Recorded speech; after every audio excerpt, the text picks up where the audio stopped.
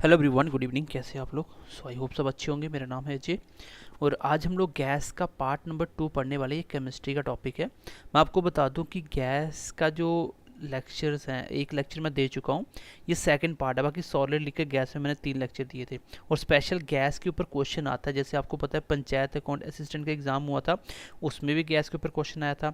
Supervisor का just exam हुआ, उसमें भी गैस के ऊपर क्वेश्चन आया। जेकेपी एसआई का जो प्रीवियस ईयर एग्ज़ाम था, उसमें भी गैस के ऊपर क्वेश्चन आया।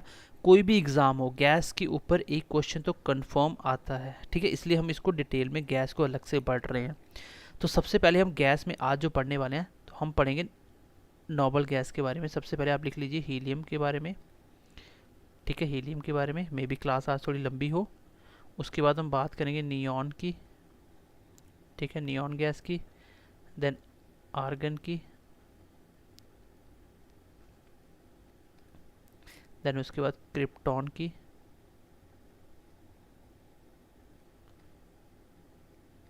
फिर उसके बाद आएगा जीनॉन की, देन उसके बाद आएगा आपका रेडॉन की, देन लास्ट आपका आएगा ओगोनेशन की। ये सारी कौन सी हैं? ये नोबल गैसेस हैं। ये कौन सी सारी? मैं आपको बता दूं, ये सारी की सारी कौन सी है? इसको बोलते हैं नोबल गैस, या इसको बोलते हैं इनर्ट गैस। तो कभी कभी एग्जाम में पूछा जाता है इसमें से कौन सी इनर्ट गैस नहीं है। इसको नोबल गैस क्यों बोला जाता है, मैं आपको बता दूं पहले। इसको इनर्ट गैस या नोबल गैस बोला जाता है। मैं इसकी अगर इलेक्ट्रॉनिक कन्फिग्रेशन की बात करूं, तो सबसे पहले अगर बात करें के शेल की, एल, एम और एन शेल की, इसमें 2 इलेक्ट्रॉन होते हैं, एटॉमिक नंबर 2 है। इसमें 2 और 8 शेल कंप्लीट हो गया। इसमें बात करूँ 2, 8 और 8 शेल कंप्लीट हो जाएगा इसका, कोई भी फ्री इलेक्ट्रॉन नहीं बचेगा। बाकी सबके लास्ट में एन में कितने? 8, 8, 8 और 8। मतलब यहाँ पे कोई भी एक्स्ट्रा इलेक्ट्रॉन फ्री नहीं बचता है, एक्स्ट्रा इलेक्ट्रॉन फ्री नहीं बचता है। और यही वजह है due to stable electronic configuration, electronic configuration. चलो कॉन्फ़िगरेशन पूरा लिख देते हैं हम लोग। Electronic configuration, electronic configuration, they do not react, किसी के साथ रिएक्ट नहीं करते। एंड नेम्ड, इसको बोला जाता है नेम्ड एज नॉवल या इनर्ट गैस। आपको बोला जाए कि इसको नोबल गैस क्यों बोला जाता है, तो आपको आंसर देना है क्योंकि इनकी इलेक्ट्रॉनिक कन्फिग्रेशन बिल्कुल स्टेबल होती है, जिसकी वजह से ये किसी के साथ भी रिएक्ट नहीं करते। जैसे ऑक्सीजन हाइड्रोजन से मिल जाता है, क्यों? क्योंकि ऑक्सीजन के लास्ट सेल में एक इलेक्ट्रॉन होता है और हाइड्रोजन का एक इलेक्ट्रॉन शेयर होकर बॉन्ड बना के बीच में आपस में मिल जाते हैं।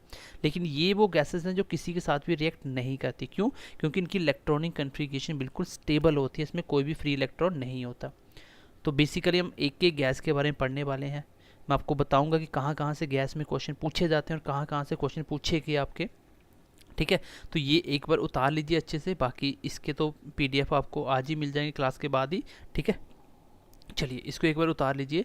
हीलियम सबसे पहले, इसका सिंबल एच ही है।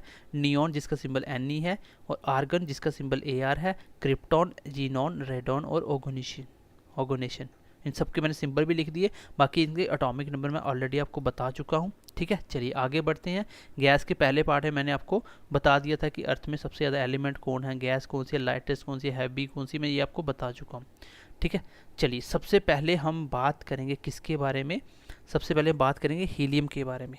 किसके बारे में? हीलियम के बारे में। लेकिन इनके कुछ मैं आपको फैक्ट बताता हूँ जो इनके ऊपर इंपॉर्टेंट पॉइंट पूछे जाते हैं। किसके ऊपर? इनर्ट गैसेस के ऊपर या नोबल गैसेस के ऊपर। आपको याद रखना है कि all noble gases are monoatomic. जितनी भी नोबल गैसेस हैं ये मोनो एटॉमिक नोबल गैस, इसको मोनोटॉमिक गैस बोला जाता है। जितनी भी नॉबल गैसेस हैं उसको मोनोएटॉमिक गैस बोला जाता है। क्यों बोला जाता है? ठीक है, मोनोटॉमिक मतलब सिंगल एटॉमिक गैस, इसमें सब में एक ही गैस होती है। ठीक है, उसके बाद इसके अंदर फोर्स कौन सी होती है, जो आपस में इनके अंदर जो बिटवीन नॉबल गैस के अंदर जो फोर्स होती है बिटवीन नॉबल गैसेस, कौन सी फोर्स होती है? वो होती है वैंडरवाल फोर्सेस आर प्रेजेंट। कौन सी होती है? Van der Waals forces present. इसको बोला जाता है ये सबसे वीकेस्ट होती है, विच आर द वीकेस्ट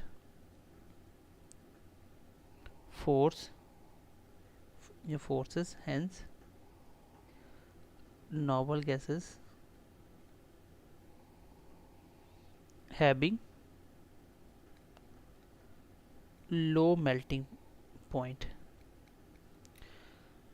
जो नोबल गैसेस के अंदर पर्टिकुलर के जो उसमें एलिमेंट में जो पार्टिकल्स होते हैं, उसमें जो मॉलिक्यूल्स होते हैं, उसके अंदर जो फोर्स होती है जो उनको आपस में क्या है, जोड़ के रखती हैं, तो उसके अंदर फोर्स कौन सी होती है? Van der Waals forces. बेसिकली जो वैंडर फोर्स होती है वो एक साइंटिस्ट का नाम था, इसके नाम पे वैंडर फोर्स नाम पड़ गया, इसी ने पहले डिस्कवर किया था।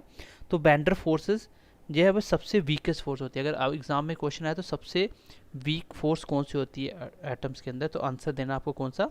वैंडरवाल फोर्सेस सबसे वीक होती हैं। ठीक है, इसलिए आपके जितने भी इनर्ट गैसेस हैं, नॉबल गैसेस हैं, इसके अंदर कौन सी फोर्स होती है? इसके अंदर फोर्स होती है वैंडरवाल फोर्सेस। इसलिए इसका मेल्टिंग पॉइंट भी लो होता है। क्यों? क्योंकि आपस में जो उनको जुड़ने की जो ताकत है वो वैंडरवाल फोर्सेस है, वो वीक होते हैं। अगर आपस में जुड़ी हुई चीज़ वीक होगी तो उसको आप थोड़ा सा बॉयल करोगे, वो आपस में क्या होंगे? टूट जाएंगे। ये मैं आपको पढ़ा चुका हूँ पहले भी। ठीक है, कि बीच में इंटरमॉलिक्यूलर जो फोर्स होती है वो वीक है तो जल्दी वो टूट जाएंगी। जो आपका वैंडरवाल फोर्सेस है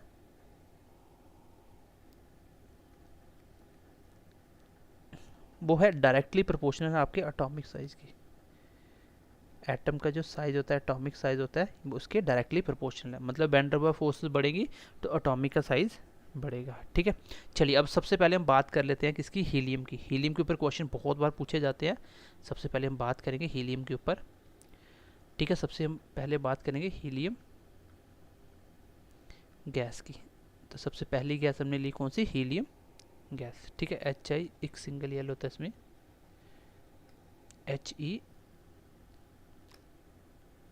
HELIUM, हीलियम गैस। अगर हम हीलियम गैस की बात करें तो सबसे पहला पॉइंट इसका आपको ये याद रखना है, is only gas which contain, एकमात्र ऐसी गैस है which contain 2 electron in the outermost shell.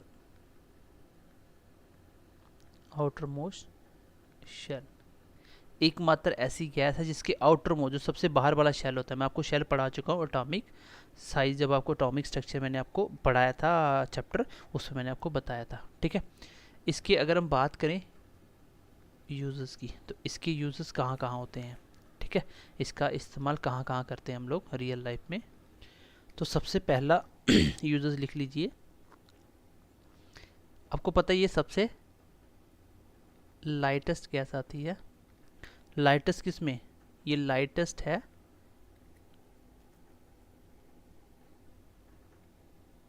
किसमें? नॉन कंबस्टिबल में। वैसे तो सबसे लाइट हाइड्रोजन है, लेकिन हाइड्रोजन क्या है? वो कंबस्टिबल है, मतलब उसको आग लग जाती है, इसमें आग नहीं लगती। तो ये लाइटेस्ट गैस होने की वजह से आप बोल सकते हो सो इट इज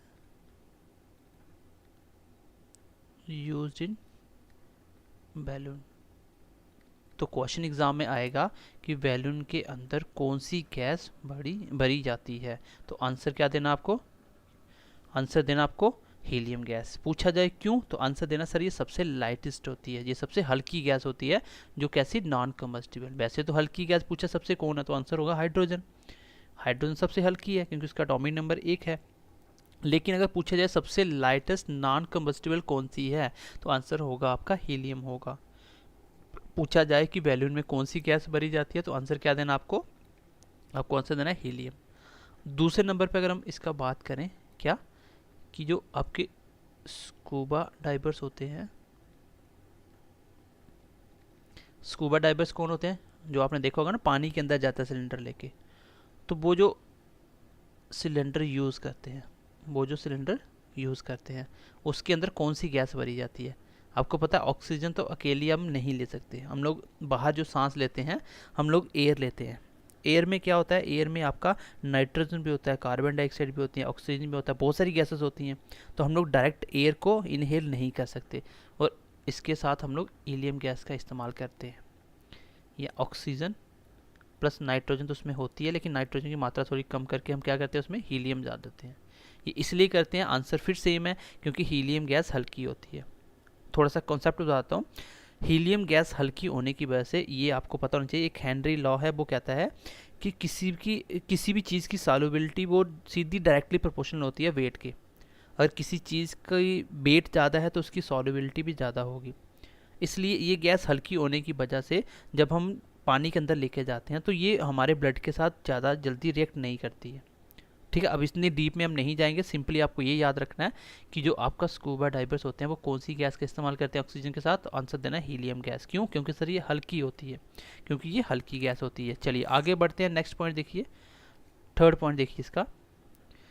तीसरा पॉइंट ये है कि जो अस्थमा पेशेंट होते हैं, जो अस्थमा के पेशेंट होते हैं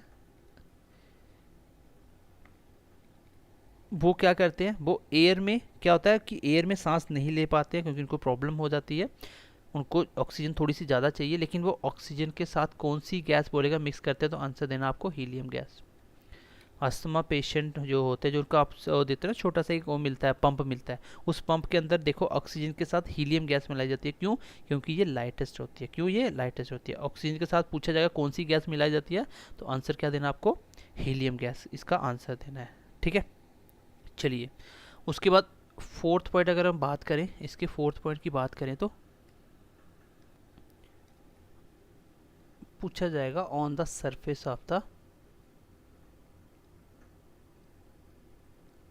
सन कौन कौन सी गैस मिलती है, तो उसमें आपको आंसर देना है, एक तो आपका हाइड्रोजन होता है, दूसरी आपकी हीलियम होती है। ठीक है, आर प्रेजेंट। लेकिन इसके ऊपर क्वेश्चन ये भी पूछा जाता है कि हाइड्रोजन गैस और हीलियम का रेशियो कितना होता है, लगभग 3:1 का रेशियो होता है। कितना, 3:1 का। वैसे तो ये 75% और 25% इसी को 3:1 का रेशियो बनाते हैं, लेकिन ऑप्शन में ऐसा भी दिया जा सकता है, ऑप्शन में 70 और 30 का भी होगा। वैसे तो ये 75 और 25 का एग्जैक्ट रेशियो होता है, लेकिन ऑप्शन ऐसा भी हो सकता है। ठीक है, 70% और 30% का ऑप्शन दिया जा सकता है, और 3:1 का वैसे रेशियो इसका होता है। ये एग्जैक्ट रेशियो है, लेकिन ऑप्शन ऐसे भी मिल सकता है। तो पूछा जाए ऑन द सरफेस ऑफ सन कौन कौन सी गैस मिलती है, तो आंसर होगा हाइड्रोजन और हीलियम गैस ही मिलती है, हाइड्रोजन और हीलियम। अगर पूछा जाए इनका रेशियो क्या है, तो 3:1 का। एग्जैक्ट पूछे 75 और 25 का होता है, लेकिन ऑप्शन में 70 और 30 दिया जा सकता है। ये आपको थोड़ी सी चीज़ को याद रखना है। ठीक है, हीलियम गैस के ऊपर ये इंपॉर्टेंट पॉइंट पूछे जाते हैं और यही आपको पॉइंट याद रखने हैं। ये 4 पॉइंट मैंने बता दी। सबसे पहले हीलियम गैस सबसे लाइटेस्ट होती है, ठीक है, और इसकी वजह से हम इसको बैलून में यूज़ करते हैं। बैलून के अंदर कौन सी गैस भरी जाती है, जो उड़ने वाले गुब्बारे होते हैं उसमें हीलियम गैस का इस्तेमाल किया जाता है। क्यों, क्योंकि हल्की होती है। स्कूबा डाइवर्स अपने सिलेंडर के अंदर कौन सी गैस लेके जाते हैं, तो ऑक्सीजन के साथ वो हीलियम मिला के लेके जाते हैं। वैसे तो ऑक्सीजन, नाइट्रोजन, हीलियम होता है, लेकिन वैसे आप देखो नाइट्रोजन एयर में जो हम लोग कंज्यूम करते हैं तो वो लगभग 78% होती है, लेकिन जब हम सिलेंडर में भरते हैं तो वो लगभग 55% हो जाती है, और उसकी जगह हम हीलियम गैस डाल देते हैं क्योंकि हल्की होती है, ब्लड के साथ रिएक्ट ना करे जल्दी। अस्थमा पेशेंट की बात करें तो उनका जो पंप होता है उसमें ऑक्सीजन के साथ हीलियम गैस मिलाई जाती है। सन की सरफेस के ऊपर कौन सी गैस होती है, हीलियम और हाइड्रोजन। हीलियम हाइड्रोजन से कम होती है, लेकिन हीलियम गैस भी होती है। चलिए आगे बात करते हैं, एक गैस खत्म हो गया, गैस नंबर 2 की बात करेंगे। दूसरे नंबर पे लिख लीजिए आप लोग, नियॉन। तो नियॉन के ऊपर कौन सा क्वेश्चन पूछा जाता है, ठीक है, कौन सा क्वेश्चन पूछा जाता है, इसका एटॉमिक नंबर 10 होता है। ठीक है, ये आपको मैंने वैसे एटॉमिक नंबर बताए थे स्टार्टिंग में। आपको बस इसका एक छोटा सा पॉइंट याद रखना है, initially in the tyres of aeroplane, इसमें हीलियम गैस भरी जाती है, हीलियम गैस भरी जाती थी, यूज्ड, क्या होती थी, इसमें हीलियम गैस यूज़ की जाती थी। लेकिन अब बात करें what now,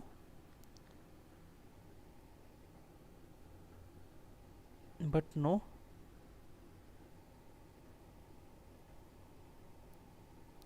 nitrogen gas is used. ठीक है, ये हीलियम का पॉइंट आगे लिखते हैं, ये हीलियम की बात ही कर रहे हैं लोग। अगर पूछा जाए कि इनिशियली एरोप्लेन के टायर में कौन सी गैस भरी जाती थी, तो आप बोल सकते हैं 5वां पॉइंट है इसका। तो इनिशियली पहले हीलियम गैस भरी जाती थी, लेकिन अब उसमें नाइट्रोजन गैस भरी जाती है। सिंपल क्वेश्चन पूछे कि एरोप्लेन के टायर में कौन सी गैस भरी जाती है, आपको आंसर देना है नाइट्रोजन गैस। ठीक है, ठीक है, नाइट्रोजन गैस। चलिए गैस नंबर 2 की बात करें तो वो है आपकी नियॉन गैस, जिसका सिंबल है Ne और एटॉमिक नंबर इसका 10। सबसे पहले तो ये आपकी यूज़ होती है डेंजरस सिग्नल में या एडवर्टाइजमेंट सिग्नल के अंदर। एडवर्टाइजमेंट का स्पेलिंग, चलो एडवर्टाइजमेंट कर देते हैं पूरा इसको।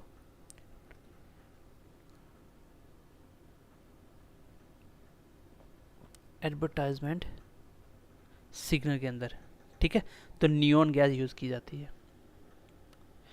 बीकन्स लाइट जो होती हैं, जो भी आपकी गाड़ियों के ऊपर लगाई जाती है, लाल बत्ती वाली गाड़ी होती है ना, तो उसके अंदर भी आपकी कौन सी गैस यूज होती है, नियॉन गैस। क्वेश्चन पूछा जाता है एग्जाम में। जो आपकी डिस्चार्ज ट्यूब होती है और एक होती है फ्लोरोसेंट ट्यूब, दोनों के अंदर नियॉन गैस का इस्तेमाल होता है। डिस्चार्ज के अंदर पर्टिकुलर नियॉन गैस होती है और आपकी फ्लोरोसेंट ट्यूब में पूछे नियॉन प्लस आर्गन गैस होती है। ठीक है, ये आपको दोनों पॉइंट इसके याद रखने हैं, और इसके मैंने सिर्फ 3 ही पॉइंट बताए हैं आपको, पहला पॉइंट, दूसरा पॉइंट और तीसरा पॉइंट। तो नियॉन गैस आपको इतना ही याद रखना है। ये क्वेश्चन एग्जाम में सीधे सीधे आपको मिलेंगे, क्योंकि मैंने पहले भी जो साइंस पढ़ाई हुई है फाइनेंस अकाउंट असिस्टेंट के लिए, उसी के लेक्चर आपको कुछ भी हम प्रोवाइड भी कर रहे हैं बीच बीच में, जो आपके कॉमन है लगभग, क्योंकि आपके साइंस जेकेपी एसआई में तो सारी ही कॉमन है। ठीक है, बाकी जितने भी एग्ज़ाम आप देते हो, एसएससी का, रेलवे का, किसी भी एग्ज़ाम में यहाँ भी साइंस आती है, हम इन सब के लिए साइंस पढ़ रहे हैं। ये सब के लिए इंपॉर्टेंट है और सेम है, सेम एज इट इज़ आपको पढ़नी है। इवन स्टेट पीसीएस के लिए भी यही साइंस पढ़नी है आपको। ठीक है, चलिए हम बात करते हैं नेक्स्ट गैस के बारे में, जिसका नाम है तीसरे नंबर पे आर्गन। तीसरे नंबर पे कौन सी गैस है, आर्गन। तो मैंने आपको इसके बारे में पहले बता दिया। नोबल गैस में अगर पूछे सबसे ज़्यादा एयर में कौन सी, तो आर्गन ही होती है। it is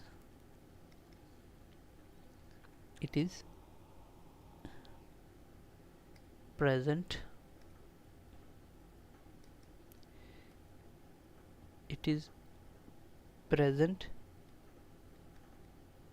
in the abundant amount in atmosphere। बहुत सारी बातें बार बार आपको बताई जाती है क्योंकि इंपॉर्टेंट होती हैं। ये मैंने आपको तब भी बताया था जब मैंने आपको बताया था कि अर्थ के ऊपर सबसे ज़्यादा एलिमेंट कौन सा होता है, गैस कौन सी, मैंने बताया था आपको। अमंग ऑल नोबल गैसेस, अगर पूछा जाए कि नोबल गैसेस में सबसे ज़्यादा कौन सी गैस होती है एयर में, तो आंसर होगा आर्गन होती है। दूसरा पॉइंट इसका ये याद रखना है, it is present in electric bulb. इसके बारे में मैंने आपको जब इलेक्ट्रिसिटी पढ़ाया था तब मैंने आपको डिटेल में पढ़ाया था कि इलेक्ट्रिक बल्ब में कौन सा मेटल यूज़ किया जाता है, कौन सी गैस भरी जाती है, एंड फ्लोरोसेंट ट्यूब।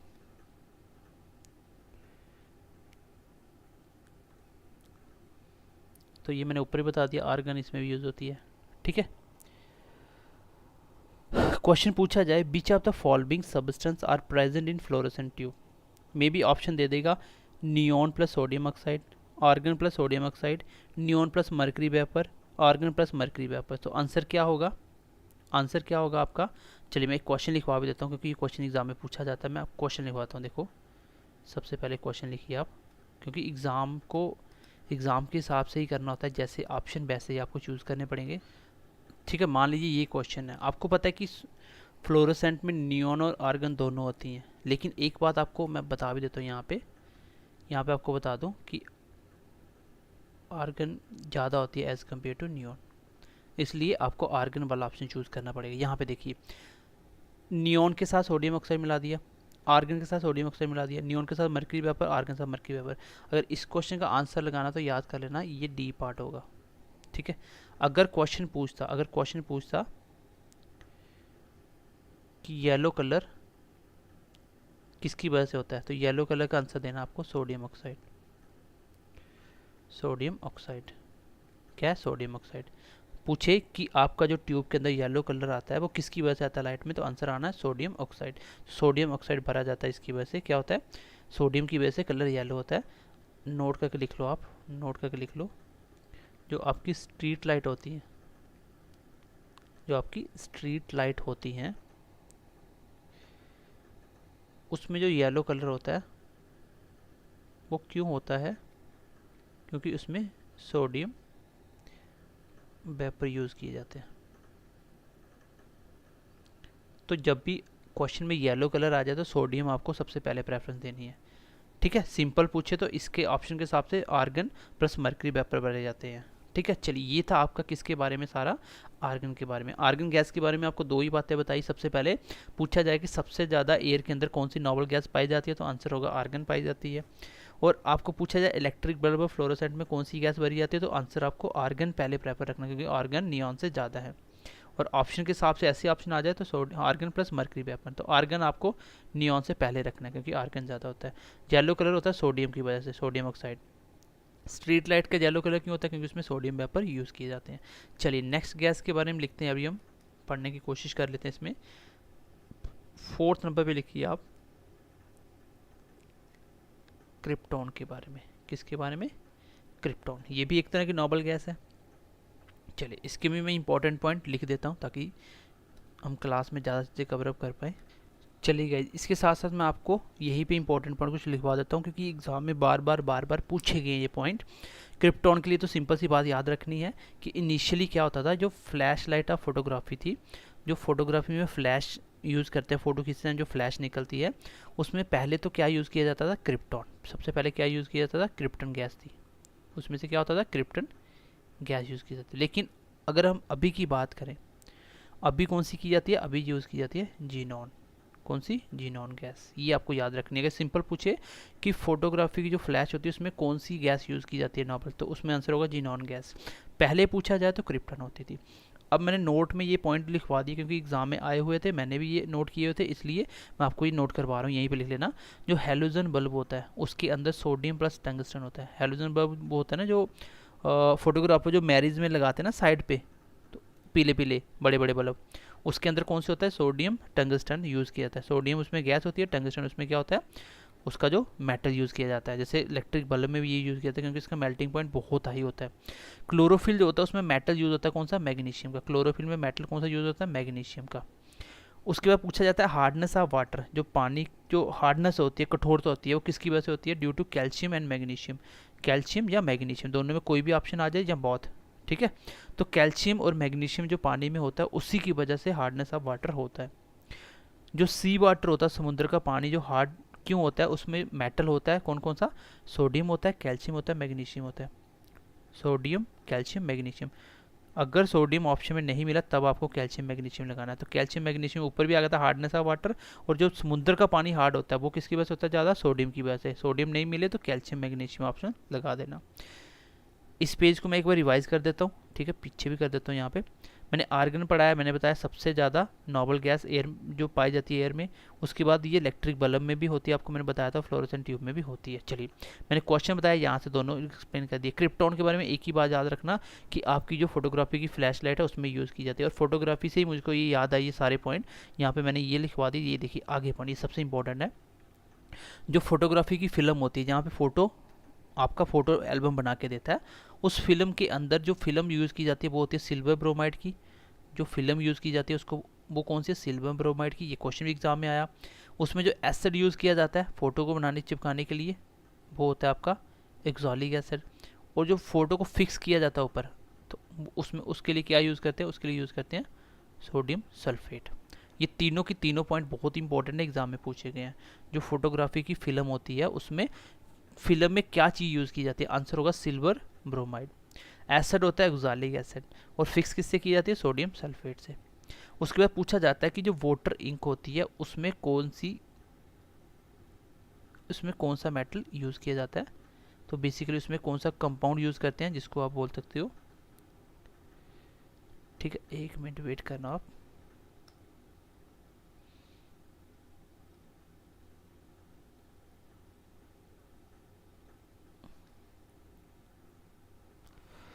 एक मिनट।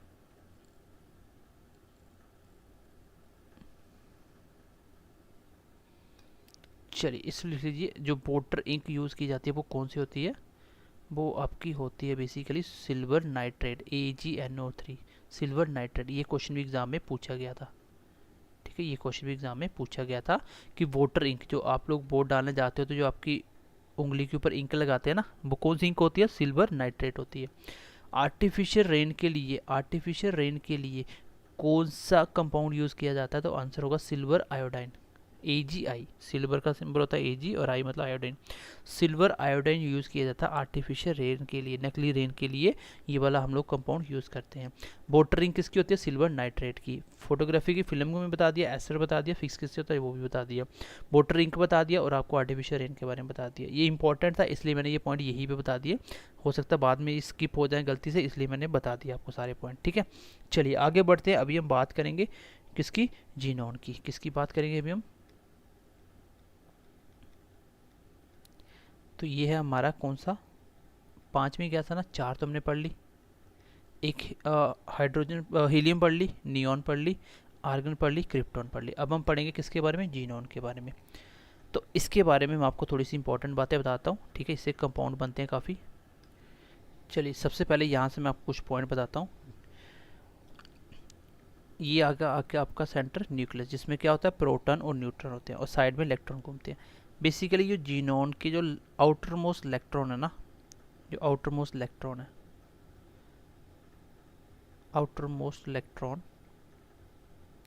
वो सेंटर से दूर होने की वजह से उनकी फोर्स ऑफ अट्रैक्शन कम हो जाती है। सो ये ईजिली क्या हो जाते हैं, रिलीज हो जाते हैं, मतलब रिएक्ट कर सकते हैं ईजिली। अदरवाइज जितनी भी नॉर्मल गैस हैं वो रिएक्ट नहीं करती, लेकिन ये ईजिली रिएक्ट कर देती हैं। लेकिन रिएक्ट किसके साथ करते हैं, सबसे पहले तो आपको एक बात वैसे ही पता होनी चाहिए, जब आप डाउन द ग्रुप चलते हो, जब आप डाउन द ग्रुप चलते हो तो इस केस में जो आपका एटॉमिक साइज है इंक्रीज होता है। जब आप पीरियोडिक टेबल पढ़ोगे उसमें आप एटॉमिक साइज पढ़ोगे, आयनाइजेशन एनर्जी पढ़ोगे, इलेक्ट्रोनेगेटिविटी पढ़ोगे, और इसके साथ साथ आपका जो इलेक्ट्रॉन है वो क्या होता है, ईजिली रिलीज हो जाता है।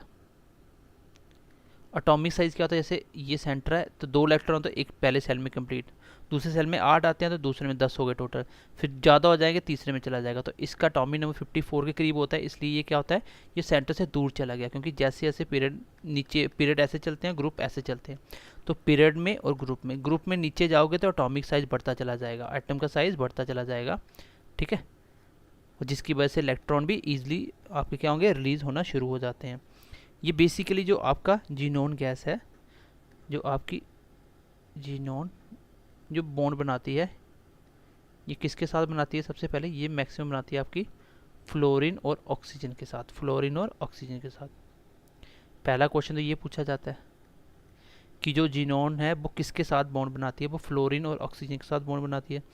दूसरा क्वेश्चन ये पूछा जाता है जो आयनाइजेशन एनर्जी होती है, ये आपको पता है वैसे भी, ये पीरियोडिक टेबल में पढ़ोगे, डिक्रीज होती है कैसे, डाउन द ग्रुप। जैसे आप ग्रुप में डाउन चलते हो, नीचे चलते हो डाउन, तो ये क्या होती है, डिक्रीज होती है। देखो आयनाइजेशन एनर्जी क्या होती है, इलेक्ट्रॉन को रिलीज करवाने के लिए, इलेक्ट्रॉन को निकालने के लिए जो एनर्जी यूज़ होती है, जो इलेक्ट्रॉन को निकालने के लिए एनर्जी यूज़ होती है, वो क्या होती है, उसको बोलते हैं आयनाइजेशन एनर्जी, ठीक है। इतना आपको खैर इतना डीप तो नहीं आएगा, लेकिन इतनी सी बात याद रख लेना कि जब आप लोग डाउन द ग्रुप चलते हो तो आयनाइजेशन एनर्जी डिक्रीज होती है, डाउन टू ग्रुप चलते हो तो एटॉमिक साइज इंक्रीज होता है, ionization energy decrease, atomic size increase होता है, ठीक है। चलो ये ज़्यादा साइज होने की वजह से, इसका जीनोन का एटॉमिक साइज ज़्यादा होने की वजह से और आयोनाइजेशन एनर्जी कम होने की वजह से ये क्या करती है, ये बॉन्ड बना लेती है फ्लोरीन और ऑक्सीजन के साथ। तो ये इतना आपको डीप जाने की जरूरत नहीं है, सिंपल आपको याद रखना है ये वाला पॉइंट कि ये फ्लोरीन और ऑक्सीजन के साथ बॉन्ड बनाती है। मैं इसके बारे में बता भी देता हूँ कौन कौन सा कंपाउंड बनता है। जैसे जो आपकी जीनोन है ये आपका फ्लोरीन, ऑक्सीजन और इन दोनों के साथ मिलके कौन कौन सा कंपाउंड तैयार करते हैं। ये जो कंपाउंड बनाते हैं सबसे पहले जैसे Fe2 हो गया, Fe4 हो गया, Fe6 हो गया। यहाँ एक चीज़ याद रखना, always even number of fluorine. Number देखो 2, 4, 6 इवन नंबर होते हैं। अगर ऑक्सीजन के साथ बनाएगा ऑक्सीजन 3 हो गए, यहाँ पे और नंबर ऑफ ऑक्सीजन। ऑक्सीजन के साथ जब भी बनाएगा नंबर क्या होंगे, ऑड होंगे। और दोनों के साथ कैसे बना सकते हैं, ठीक है, ये हमेशा ऑड हो गए, ये हमेशा इवन होगा। तो सिंपली आपको ये कंपाउंड तो एग्जाम में खैर नहीं पूछे जाएंगे, लेकिन इतनी बात जरूर पूछी जाती है कि ऐसी कौन सी नोबल गैस है जो आपकी फ्लोरीन और ऑक्सीजन के साथ कंपाउंड बनाते हैं मिलके। तो आंसर होगा जीनोन। तो इसलिए इस जीनोन को बोला जाता है स्ट्रेंजर गैस। तो स्ट्रेंजर गैस कौन सी है, तो आंसर देना आपको जीनोन। क्यों, क्योंकि इसका बिहेवियर थोड़ा सा डिफरेंट है, different behaviour in noble gas. क्योंकि नोबल गैस वैसे मैंने आपको क्या बोला था कि रिएक्ट नहीं करती हैं, लेकिन ऑक्सीजन और इसके साथ रिएक्ट कर जाती हैं। क्यों, क्योंकि आपको पता है कि फ्लोरीन और ऑक्सीजन का इलेक्ट्रोनेगेटिविटी ज़्यादा होती है, उनकी इलेक्ट्रोनेगेटिविटी ज़्यादा होती है, जिसकी वजह से वो दूसरे इलेक्ट्रॉन को अपनी साइड खींच लेती है। ठीक है, अब इलेक्ट्रोनेगेटिविटी क्या होती है, ये बेसिकली पीरियोडिक टेबल की प्रॉपर्टी होती है। देखो इलेक्ट्रोनेगेटिविटी क्या होती है, जैसे मैं एग्जांपल देता हूँ, हाइड्रोजन में एक इलेक्ट्रॉन होता है आउटर मोस्ट शेल में, कितना, आउटर मोस्ट शेल में एक इलेक्ट्रॉन। और अगर हम बात करें फ्लोरीन की, तो यहाँ पे पहले शेल में 2, दूसरे में 7। इसका मतलब आउटर मोस्ट शेल में 7 इलेक्ट्रॉन हो गए। अब ये जो हाइड्रोजन और फ्लोरीन के साथ बॉन्ड तो नहीं बनता, लेकिन एक चीज़ यहाँ याद रखना, अगर दोनों के बीच में बॉन्ड बनेगा, ठीक है, दोनों के बीच में बॉन्ड बनेगा, तो जो फ्लोरीन है ये हाइड्रोजन को अपनी तरफ खींच लेगा। क्यों, क्योंकि इसके आउटर मोस्ट शेल में कितने 7 इलेक्ट्रॉन है, एक की कमी है, इसमें सिंगल एक है, ये 7 वाला एक को खींच लेगा। मतलब इलेक्ट्रॉन को बोल सकते हो to attract electron due to electronegativity. तो बेसिक सी बात आपको याद रखनी है कि इलेक्ट्रोनेगेटिविटी क्या होता है, इलेक्ट्रॉन को अपनी तरफ खींचने की ताकत जितनी ज़्यादा होगी उतनी ज़्यादा उसकी इलेक्ट्रोनेगेटिविटी होगी। लेकिन ये तो रहा छोटा सा कॉन्सेप्ट, ये आपको समझने की इतनी ज़रूरत नहीं है, लेकिन आपको ये ज़रूर याद रखना है कि जो इलेक्ट्रोनेगेटिविटी की बात होती है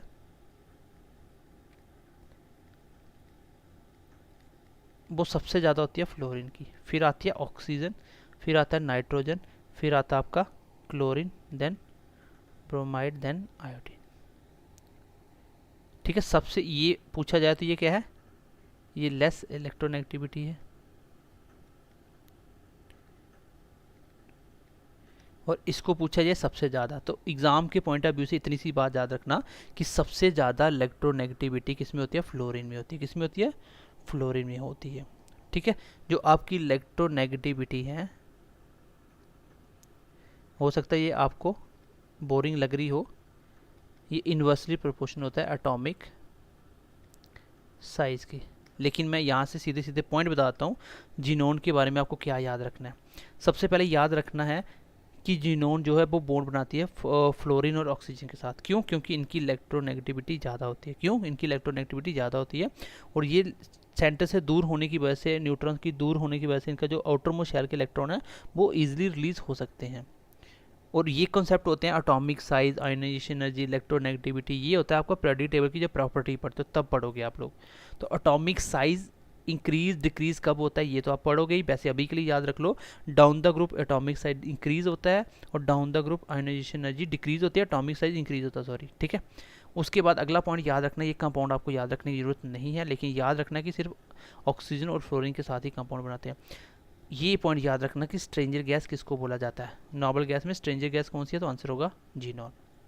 इलेक्ट्रोनेगेटिविटी क्या होता है, इलेक्ट्रोनेगेटिविटी ये जो सिनेरियो है ये बहुत इंपॉर्टेंट है। सबसे ज़्यादा इलेक्ट्रोनेगेटिविटी किसकी है, फ्लोरीन की। क्यों, क्योंकि सबसे ज़्यादा ताकत होती है इलेक्ट्रॉन को अपनी तरफ खींचने की।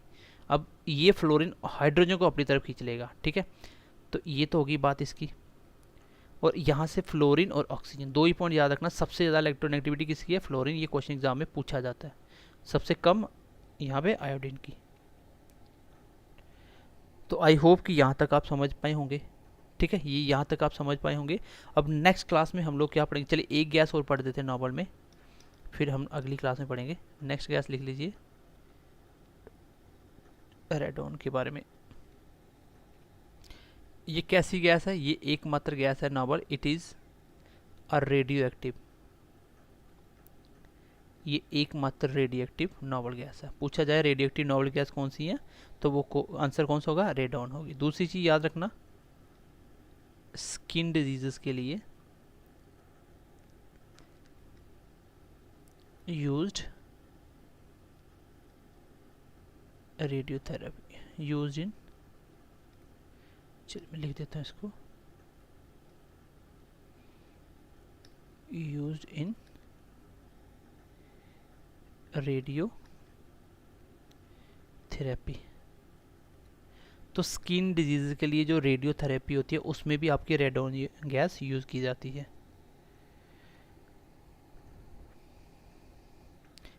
आगे लिख लो, इंक्रीजिंग ऑर्डर लिख लो,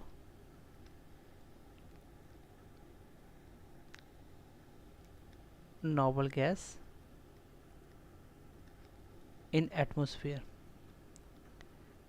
एटमॉस्फेयर में सबसे ज़्यादा नोबल गैस कौन सी होती है, मैं बता भी चुका हूँ, आर्गन। सबसे कम होती है जीनॉन, फिर आती है क्रिप्टॉन, फिर आती है हीलियम, फिर आती है नियॉन और फिर आती है आर्गन। तो सेकंड मोस्ट कौन सी है, नियॉन। तो ये आपको सिनेरिटी भी थोड़ी सी ध्यान में रखनी है, क्योंकि यहाँ से भी क्वेश्चन एग्जाम में पूछा जा सकता है, ठीक है। ये थे आपके 6 जो मैंने आपको नोबल गैस के बारे में पढ़ाया। इनर्ट गैस जिसको बोलते हैं, इनर्ट गैस इसलिए बोलते हैं क्योंकि ये दूसरे से रिएक्ट नहीं करते, इसका जो इलेक्ट्रॉनिक कन्फिगरेशन है वो स्टेबल होता है, जिसकी वजह से इसको इनर्ट गैस बोला जाता है। इसमें जो सबसे इंपॉर्टेंट था जो आज की क्लास में मैं आपको बता भी देता हूँ, रिवाइज कर देते हैं। ये पॉइंट सबसे इंपॉर्टेंट था, हीलियम। हीलियम में हमने पढ़ा कि हीलियम गैस क्या होती है, इसका एकमात्र ऐसा एलिमेंट है जिसके लास्ट में आउटरमोस्ट शेल में 2 इलेक्ट्रॉन होते हैं। ये सबसे लाइटेस्ट नॉन कम्बस्टिबल है, अदरवाइज तो हाइड्रोजन, लेकिन नॉन कम्बस्टिबल, को आग नहीं लगती। So it is used in balloon. तो बैलून में, गुब्बारे में कौन सी गैस भरी जाती है, हीलियम। स्कूबा डाइवर्स ऑक्सीजन के साथ कौन सी गैस लेके जाते हैं, हीलियम। अस्थमा पेशेंट ऑक्सीजन के साथ कौन सी गैस मिक्स करते हैं, हीलियम। तो अर्थ जो सन की सरफेस है उसके ऊपर कौन कौन सी गैस है, हीलियम और हाइड्रोजन। इसका मैंने परसेंटेज भी बता दिया। इनिशियली पहले हीलियम गैस यूज़ होती थी आपके एरोप्लेन के टायर में, लेकिन अब कौन सी होती है, नाइट्रोजन, ठीक है, N2 नाइट्रोजन। अगर बात करें नियॉन की, तो नियॉन के लिए आपको याद रखना है कि डेंजर सिग्नल के लिए या एडवर्टाइजमेंट सिग्नल के लिए जितने भी वीकन्स लाइट होती हैं उसमें यूज़ किया जाता है। उसके बाद डिस्चार्ज और फ्लोरोसेंट ट्यूब में, दोनों में नियॉन गैस, और इसमें नियॉन प्लस आर्गन, फ्लोरोसेंट और आर्गन ज़्यादा। फिर आर्गन के लिए एक पॉइंट तो हमेशा याद रखना कि सबसे ज़्यादा ये एटमॉस्फेयर में पाई जाती है, नोबल गैस के बारे में बताइए। इलेक्ट्रिक बल्ब और फ्लोरोसेंट ट्यूब में यूज़ होती है, ये मैंने क्वेश्चन बताया आपको। क्रिप्टॉन के लिए एक ही पॉइंट याद रखना, बाकी मैंने कुछ एक्स्ट्रा पॉइंट बताए कि जो हैलोजन बल्ब होता है उसमें सोडियम प्लस टंगस्टन होता है। क्लोरोफिल के अंदर मेटल जो यूज होता है वो मैग्नीशियम होता है। हार्डनेस ऑफ वाटर कैल्शियम और मैग्नीशियम की वजह से, याद रखना इसको, कैल्शियम और मैग्नीशियम। सी में भी कैल्शियम मैग्नीशियम, लेकिन ज़्यादा सी वाटर जो होता है उसका हार्डनेस होती है सोडियम की वजह से। उसके बाद मैंने आपको बताया कि जो फोटोग्राफी फिल्म होती है सिल्वर ब्रोमाइड की, एसिड होता है ऑक्सैलिक एसिड, और फिक्स करते हैं उसको सोडियम सल्फेट से। वाटर इंक जो होती है वो होती है सिल्वर नाइट्रेट, देखो सिल्वर सब में आ रहा है, और जो आर्टिफिशियल रेन उसमें भी सिल्वर आ रहा है, silver iodine, silver nitrate, silver bromide, तो सब में सिल्वर आ रहा है, ठीक है। फिर मैंने जीनॉन के बारे में आपको कुछ एक्स्ट्रा बातें पढ़ाई, और हो सकता है आपके लिए डिफिकल्ट हो, लेकिन आपको एक ही बात, एक दो बात तो याद रख लेना एटलीस्ट। कौन कौन सी मैं बताता हूँ आपको, कि ये किसके साथ कंपाउंड बनाती है, फ्लोरीन और ऑक्सीजन के साथ। क्यों? क्योंकि इनकी इलेक्ट्रोनेगेटिविटी ज़्यादा होती है। ये इसका सिनेरिटी सबसे ज़्यादा फ्लोरीन फिर ऑक्सीजन। तो ये क्वेश्चन आता है एग्जाम में, सबसे ज़्यादा इलेक्ट्रोनेगेटिविटी किसकी होती है। इलेक्ट्रोनेगेटिविटी क्या होता है? अपनी तरफ खींचने की ताकत को, इलेक्ट्रॉन को अपनी तरफ खींचने की ताकत को ही क्या बोलते हैं? इलेक्ट्रोनेगेटिविटी। सबसे ज़्यादा खींचने की ताकत होती है फ्लोरीन के पास और दूसरे नंबर ऑक्सीजन के पास। ये चीज़ बस आप याद रखना। और स्ट्रेंजर गैस किसको बोला जाता है? जीनॉन को, क्योंकि इसका जो बिहेवियर है वो बाकी वाले नॉर्मल गैस से डिफरेंट है। ठीक है, क्योंकि ये इजीली वैसे तो नॉर्मल गैस किसी से रिएक्ट नहीं करती, लेकिन ये दो चीज़ों के साथ कर लेती है, फ्लोरीन और ऑक्सीजन के साथ। ठीक है, उसके बाद मैंने बताया रेडॉन के बारे में, देन आपको इसका इंक्रीजिंग ऑर्डर बताया, और आज की क्लास में यही भी खत्म करता हूँ। इसकी आगे वाली क्लास में ग्रीन हाउस इफेक्ट और जोन लेयर ये आप पढ़ चुके हो। जब मैं आपको इन्वायरमेंट पढ़ाया था उसमें अगर नहीं अपलोड हुआ तो वो लेक्चर अपलोड हो जाएंगे, बाकी ये हो जाएगा। उसके बाद आपके जो बच के वो है कार्बन डाइऑक्साइड, कार्बन मोनोऑक्साइड हो गया, टीयर गैस हो गया, एलपीजी हो गया। ये थोड़े दो चार गैसेस हैं जिसके बारे में हम नेक्स्ट क्लास में गैस वाले टॉपिक को कम्प्लीटली ख़त्म कर देंगे।